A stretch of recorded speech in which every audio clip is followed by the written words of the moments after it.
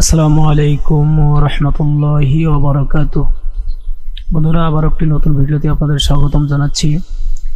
আজকের ভিডিওতে আমি আপনাদের দেখাবো, আমি এর আগে গত এক ভিডিওতে দেখিয়েছিলাম যে কচুরি পানা দিয়ে আমরা জৈব সার কীভাবে তৈরি করব। তো আজকে যে জৈব সারগুলো আমি আমার ছোট ভাই সহ এক জায়গায় জৈব সার তৈরি হওয়ার জন্য কচুরি পানা রাখছিলাম, তো সেখানেই কিন্তু কচুরি পানাগুলো এবারে সুন্দর হয়ে জৈব সারে পরিণত হয়ে গেছে। তো আমি সেগুলোকে ওঠানোর জন্য এসেছি। এখন আপনারা আমার সেই ভিডিওটি দেখতে পাবেন, সবাই আমার সঙ্গে থাকুন। আমি এক এক করে সব পার্ট আপনাদের দেখাচ্ছি। তো প্রিয় যারা দেখতেছেন তারা পাশে কিন্তু আমি ভিডিও চালু দিয়েছি যে আমরা কিভাবে কচুরি পানাগুলোকে রেখেছিলাম জৈব সার হওয়ার জন্য।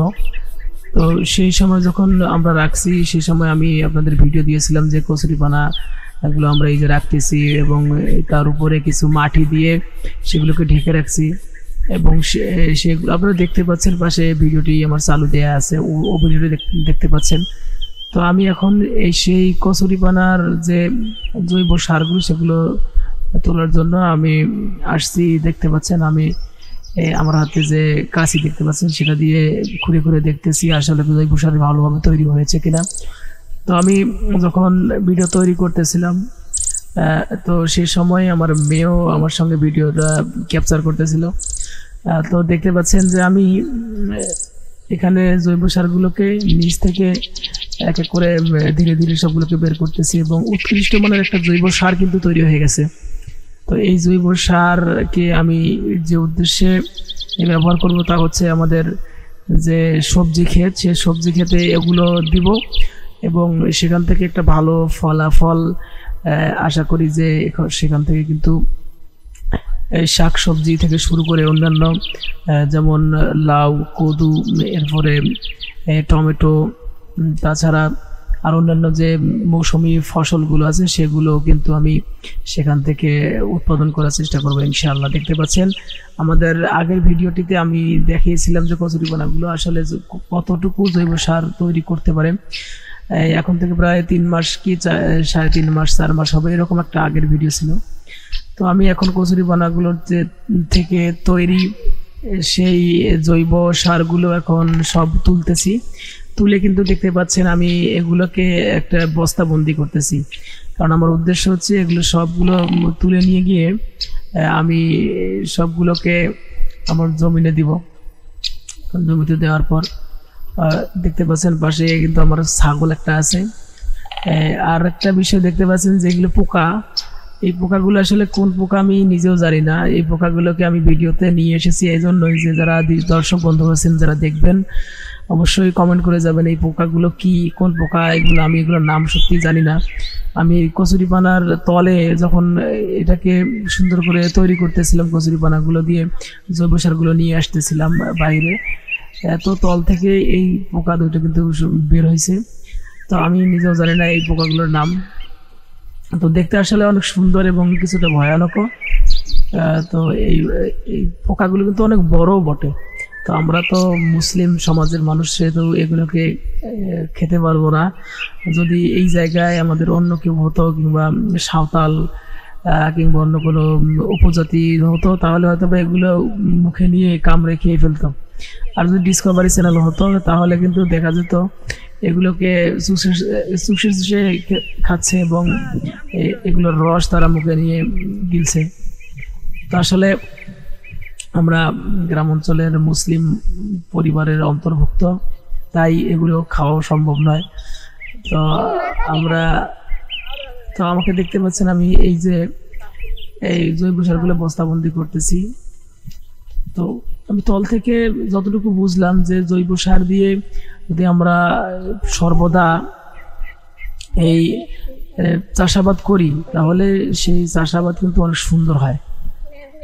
কেননা জৈব সারই হচ্ছে মাটির জন্য একটা খাদ্য এবং উৎকৃষ্ট মানের একটা খাবারও বটে মাটির। তো এই জৈব সারে কিন্তু প্রচুর পরিমাণে, অর্থাৎ মাটির যে ক্ষারীয় বিভিন্ন উপাদান আছে মাটিকে উর্বর করার জন্য, এই উপাদানগুলো জৈব সারের মধ্যেই সব বেশিরভাগ সময় বিদ্যমান থাকে। এই কচুরিপানা থেকে জৈব সার উৎপাদন করার যে বুদ্ধিটা আমার মাথায় এসেছিল সেটা হচ্ছে, আমি কোনো এক সময় দেখছিলাম যে মানুষ বিভিন্ন ডোবা কিংবা নালার মধ্যে কলা গাছ দিয়ে ভেলা সাজিয়ে তার উপরে কচুরিপানা দিয়ে সেখানে লাউ গাছ, এরপর ভ্যামরা গাছ সহ বিভিন্ন গাছ তারা সেখানে উৎপাদন করে বাজারে গিয়ে বিক্রি করে। তো আমার একটা ধারণা আসলো যে আমি যদি এই কচুরিপানাগুলোকে আমার এখানে আমি সার হিসেবে তৈরি করতে পারি এবং ব্যবহার করতে পারি, তাহলে আমি এখান থেকে একটা উৎকৃষ্ট ফল পাবো আশা করছিলাম সে সময়। তো সেজন্য আমরা কিন্তু আপনারা দেখলেন একটু আগে আমরা দুই ভাই কিন্তু এগুলোকে মাটির তলে রাখছিলাম, এবং পরবর্তীতে আমি হঠাৎ করে একদিন আসলাম, এসে দেখি যে এগুলো জৈব সার হিসেবে তৈরি হয়ে গেছে। তো আপনারা দেখতে পাচ্ছেন আমি হাত দিয়ে এগুলোকে ভিতর থেকে ভেঙে ভেঙে সব সুন্দর করে পরিষ্কার করতেছি। তো বন্ধুরা, এরই ফাঁকে একটি কথা বলে নেই, যারা যারা আমার ভিডিওতে নতুন এবং আমার ভিডিও দেখতেছেন তাদের সকলকে আমি বলবো আমার চ্যানেল অবশ্যই সাবস্ক্রাইব করে রাখবেন, এবং নতুন নতুন ভিডিও পেতে অবশ্যই বেল বাটন অন করে দিয়ে রাখবেন। আমি অবশ্য আমার একটু কাজের ফাঁকে ফাঁকে আমার মেয়ের সঙ্গেও একটু করে কথা বলতেছি। আর যারা আমার ভিডিওতে নতুন এবং যারা ফেসবুকে দেখবেন তারা অবশ্যই আমার পেজটাকে লাইক করে দিবেন, এবং নতুন ভিডিও পাওয়ার জন্য অবশ্যই ভালো লাগলো কিনা, কীরকম ভিডিও আপনারা চান সেগুলো কমেন্ট বক্সে অবশ্যই বলবেন।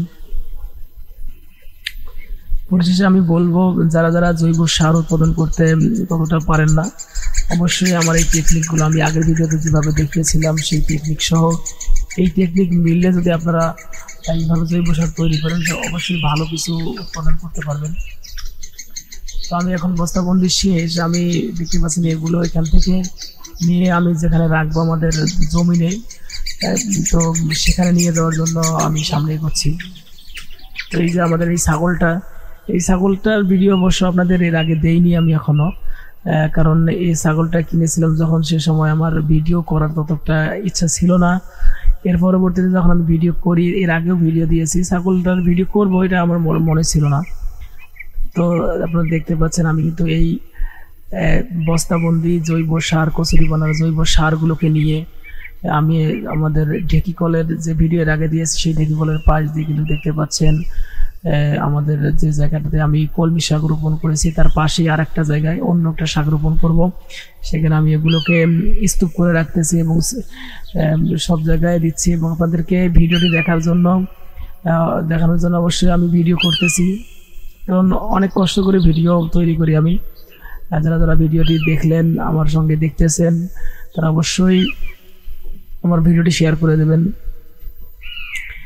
যাতে করে অন্য কেউ ভিডিও দেখে আনন্দিত হয়। এরপরে দেখতে পাচ্ছেন এখানে আমার সেই ঢেকিকল, এর আগে যে আমি ভিডিওটি দিয়েছি আপনাদের, এই ঢেকিকলের পাশাপাশি এখানে দেখতে পাচ্ছেন আমি আমার পানি দিয়ে এগুলো আমার যে ডাঁটা শাক আমি দেখিয়েছিলাম, ডাঁটা শাকগুলোকে রোপণ করেছি, সেখানে পানি দিচ্ছি, এবং পাশাপাশি এগুলোকে আবার সার দিতে হবে।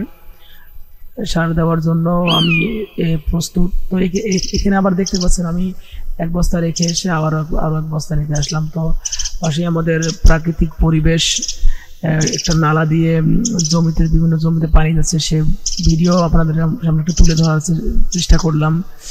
তো কারণ ওই দেখতে পাচ্ছেন এদিকে এখানে যে সবুজ শ্যামল একটা প্রাকৃতিক ধান ক্ষেত দেখতে পাচ্ছেন, এগুলো দেখলে আসলে সত্যি সবার মন ভরে যায়। তো আমি আপনাদের একটু দেখালাম, তাদের করে আপনারাও যেন এই প্রাকৃতিক আনন্দটা নিতে পারেন।